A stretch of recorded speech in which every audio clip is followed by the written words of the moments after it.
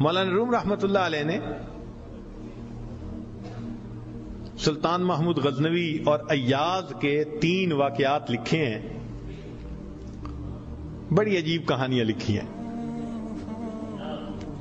فرماتے ہیں کہ سلطان محمود ایک نیک بادشاہ تھا. اس کے پاس ایک دیہاتی نوجوان آ گیا. اس کا تعلق دیہات سے تھا. تعلیم بھی نہیں تھی, کچھ ایسی تربیت بھی نہیں تھی, مگر بادشاہ کے دربار میں آ کے جب خدمت پہ لگا تو اس نے اتنی اچھی خدمت کرنی شروع کی کہ تھوڑے دنوں میں بادشاہ کی آنکھوں میں بڑا درجہ پا گیا. بادشاہ نے اپنے مقرب بندوں میں شامل کر لیا. اب جو پہلے سے مقربین تھے نا, وہ بہت جیلس ہوتے تھے. ہم بڑے خاندانوں والے اور بڑی عقل سمجھ والے, تعلیم والے, ہم بادشاہ کے مشیر تھے. یہ کل کا نوجوان پتہ نہیں کہاں سے آ گیا دیہات سے اٹھ کے کہ بادشاہ کی اس کے اوپر بڑی خاص نظر پڑتی ہے. چنانچہ انہوں نے پروگرام بنایا کہ ہم بادشاہ سے موقع ملنے پہ بات کریں گے. انہوں نے بات کی کہ بادشاہ سلامت, جو محبت کی نظر اس کی طرف اٹھتی ہے وہ ہمارے اوپر نہیں اٹھتی. حسب میں ہم اچھے, نسب میں ہم اچھے, مال میں ہم اچھے, عقل میں ہم اچھے, لیکن محبت کی نظر اس کو جو مل گئی وہ ہمیں نہیں مل رہی. تو بادشاہ نے کہا کہ اچھا, میں کسی موقع پہ اس کا جواب دوں گا. اب بادشاہ نے کیا کیا کہ ایک پھل منگوایا جو بہت کڑوا تھا. کاشیں بنوائیں اور کاشیں ان سب لوگوں میں تقسیم کر دیں جو اعتراض کرنے والے تھے, اور ایاز بھی وہیں بیٹھا تھا. تو جس جس کو وہ کاش ملی اس نے منہ میں ڈالا تھو تھو. بادشاہ سلامت بڑا بہت کڑوا, توبہ توبہ بہت کڑوا. سب نے اپنے منہ سے وہ پھل نکال دیا اور کہا کہ بادشاہ سلامت یہ بہت کڑوا ہے. تو بادشاہ نے جب ایاز کو دیکھا تو وہ مزے سے کھا رہا تھا.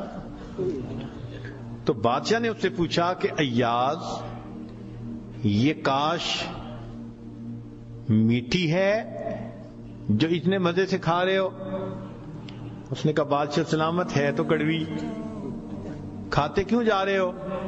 اس نے کہا بادشاہ سلامت میرے دل میں یہ بات آئی کہ جس بادشاہ کے ہاتھوں سے میں زندگی بھر میٹھی چیزیں لے کے کھاتا رہا, اگر آج مجھے کڑوی بھی مل گئی تو میں اس کو واپس کیسے کروں؟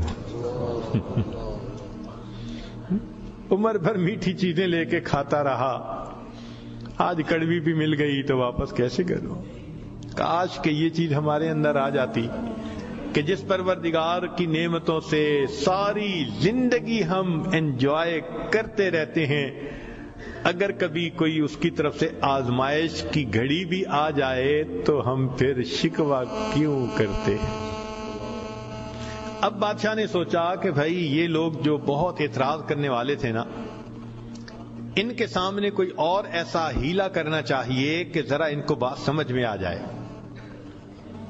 تو ایک دن بادشاہ آیا اور اس نے کہا کہ دیکھو بھائی, آج میں تم سب کی عقل کا امتحان لوں گا, تمہارا آئی کیو لیول دیکھوں گا کیا ہے, اور میں دیکھتا ہوں کہ کون اس میں پاس ہوتا ہے. اب جب بتا دیا تو سب بڑے محتاط ہو گئے. بادشاہ نے ایک موٹا سارا ہیرا دکھایا, دیکھو یہ کتنا قیمتی ہے, کتنا چمکدار ہے, اور ایک ہتھوڑا بھی ساتھ دیا, اور پہلے کو کہا کہ جی یہ ذرا ہیرا جو ہے توڑ کے دکھاؤ. اب وہ سمجھ رہا تھا کہ بادشاہ نے ہم سے امتحان لینا ہے ہماری سمجھداری کا. تو اس نے کہا بادشاہ سلامت یہ ہیرا تو بہت قیمتی ہے, اتنے کیرٹ کا, اور بالکل بے عیب ہے, کوئی فلاں نہیں, فلاں لیس ہے, لہذا اس کو تو نہیں توڑنا چاہیے.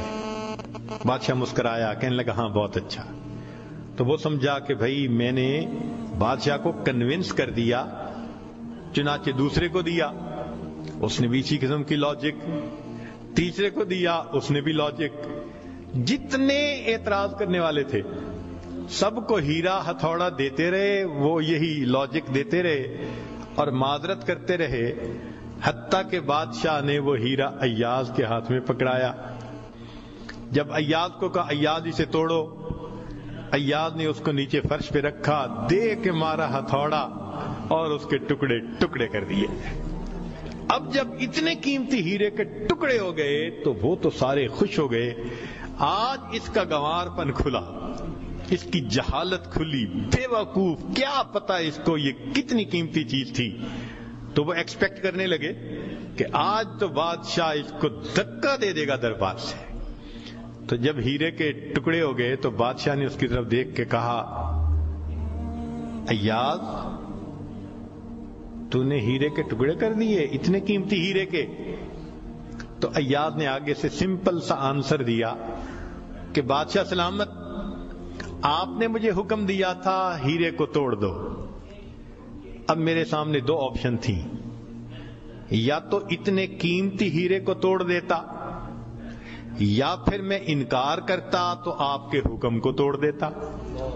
میری نظر میں آپ کا حکم ایسے سینکڑوں ہیروں سے زیادہ قیمتی تھا، لہذا اس کو کم قیمت سمجھتے ہوئے میں نے آپ کے حکم کو نہیں توڑا، میں نے ہیرے کو توڑ دیا ہے۔ تو بھئی جتنا ایاز کے دل میں بادشاہ کے حکم کا احترام تھا، کاش ہم بندوں کے دل میں پروردگار کے حکم کا ایسا احترام آ جاتا۔ ہم خواہشوں کو توڑ دیں، تمناؤں کو توڑ دیں، اپنی امیدوں کو توڑ دیں، ہم کبھی بھی حکم خدا کو نہ توڑیں۔ تیسرا واقعہ لکھا کہ ایک دن ایک معترض جو تھا وہ آیا اور اس نے کہا کہ بادشاہ سلامت، یہ جو آپ کا زیادہ ہے نا چہیتا ایاز، ہمیں لگتا ہے کہ یہ خزانے سے چیزیں چراتا ہے، ہمیں تو شک ہے۔ بادشاہ نے پوچھا کیسے ہے؟ اس نے کہا جی ایک جگہ کلوزٹ بنائی ہوئی ہے اس نے، اور یہ صبح و شام اس کلوزٹ کا دروازہ کھولتا ہے اور دیکھتا رہتا ہے اور تالا لگا کے چابی اپنے پاس رکھتا ہے، چابی کسی کے ہاتھ میں نہیں دیتا۔ تو بادشاہ سلامت، ہمیں تو پکا شک ہے کہ آپ کے خزانے سے اس نے قیمتی چیزیں چرا کے رکھی ہیں اور یہ صبح و شام دیکھتا ہے ان کو۔ بادشاہ نے اسی وقت ایاز کو بلوا لیا، لوگوں کے سامنے پوچھا، ایاز تمہاری کوئی کلوزٹ ہے ایسی؟ جی۔ تالا لگا کے رکھتے ہو؟ جی۔ صبح شام کھول کے دیکھتے بھی ہو؟ جی۔ لاؤ چابی اس کی۔ ایاز نے چابی نکال کے دے دی۔ بادشاہ نے ایک آدمی کو بھیجا کہ جاؤ اور کلوزٹ میں جو کچھ پڑا ہے سب اٹھا کے یہ کہ لے کے آؤ۔ اب جب وہ گیا تو ایاز تو مطمئن کھڑا رہا، مگر معترضین بڑے خوش ہوئے، آج پکڑا گیا، آج سمجھ لگے گی بادشاہ کو یہ کیسا بددیانت انسان۔ تھوڑی دیر گزری تو جو گیا تھا وہ تالا کھول کے کیا دیکھتا ہے کہ اس میں ایک پرانا سا لباس ہے اور ایک پرانا سا جوتا رکھا ہوا اور کچھ بھی نہیں۔ بڑا حیران ہوا، اس کو یہ صبح بھی دیکھتا ہے شام بھی دیکھتا ہے۔ وہ اس کو لے کے بادشاہ کے پاس آیا۔ بادشاہ سلامت، کلوزٹ میں یہ دو چیزیں تھیں۔ بادشاہ نے کہا ایاز بس یہی کچھ تھا؟ جی یہی تھا۔ ایاز یہ تو اتنی قیمتی نہیں کہ تم ان کو تالے میں رکھو اور صبح شام اس کو جا کے دیکھو۔ ایاز نے کہا کہ بادشاہ سلامت میرے لیے قیمتی ہے۔ پوچھا کیوں؟ کہ بادشاہ سلامت، جب میں پہلی مرتبہ آپ کی خدمت میں حاضر ہوا تھا، میں دیہاتی سا لڑکا تھا، یہ تہبند باندھی تھی، یہ کرتا پہنا تھا، یہ جوتا پہنا ہوا تھا، میں نے اس کو اپنے لیے پریزرو کر کے رکھ لیا۔ اب روز صبح اور شام میں دروازہ کھولتا ہوں،